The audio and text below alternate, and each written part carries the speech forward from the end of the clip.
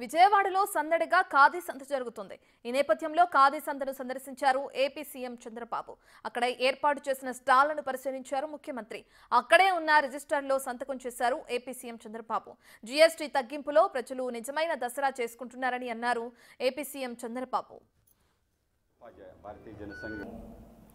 ఈరోజు మనం చూసినప్పుడు be Indian buy Indian products 143 కోట్ల జనాభా, ఇది 165 కోట్లు పెరుగుతుంది. అప్పటికి చైనా 130 కోట్లు అవుతుంది. ఇంత పెద్ద మార్కెట్ ఉండే దేశం ప్రపంచంలో ఏదీ లేదు, ఒక్క భారతదేశమే. మొన్నటి వరకు జనాభా అనేది మనం పెద్ద లైబిలిటీ అనుకున్నాం, కాదు. ఈరోజు జనాభా అనేది అతిపెద్ద ఆస్తి, ఒక సంపద. ఈరోజు మన దేశంలో మీరు చూస్తే, మీరు ఏ దేశానికైనా వెళ్ళండి, అక్కడ హైయెస్ట్ పర్ క్యాపిటల్ ఇన్కమ్ ఎవరైతే సంపాదిస్తున్నారని చూస్తే భారతీయులు ఉన్నారు. అందులో అగ్రస్థానంలో మన తెలుగు వాళ్ళు ఉన్నారు. నేను గర్వపడుతున్నా. We are not inferior to anybody in this world, we are much much superior.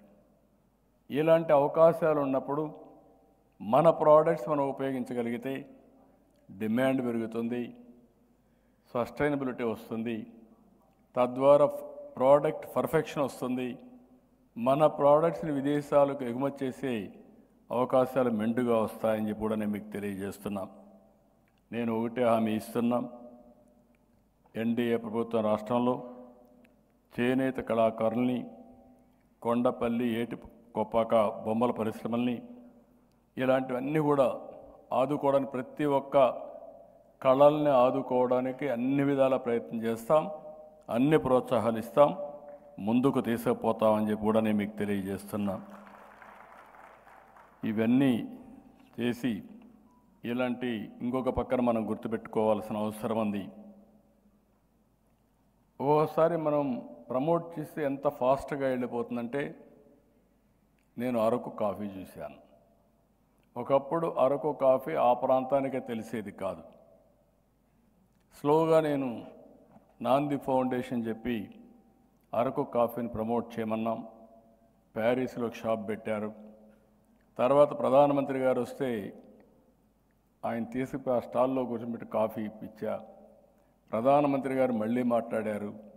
నేను ఎక్కడికి పోయినా అరకు కాఫీ మాత్రం మర్చిపోవడం లేదు, అందరికీ ఇస్తున్నా.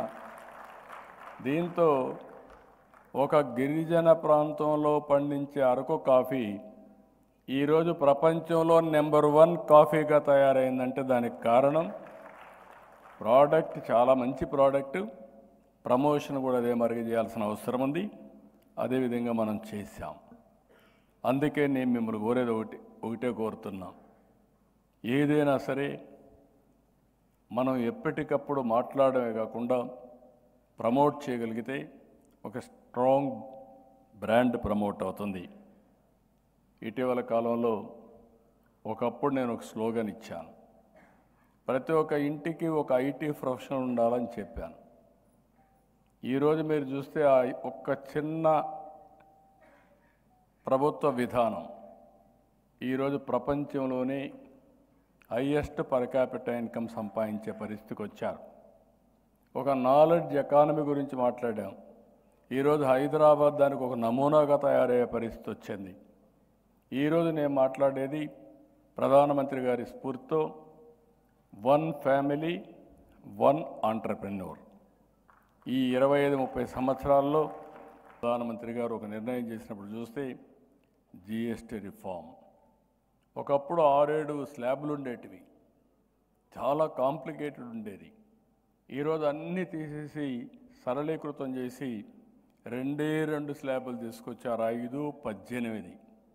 అందరూ అనుకున్నారు ఆదాయం తగ్గిపోతుందని. నాకు ముందే నేను చెప్పాను, ఆదాయం తగ్గదనుకున్నాం. ఈరోజు పర్చేసింగ్ కెపాసిటీ పెరిగింది.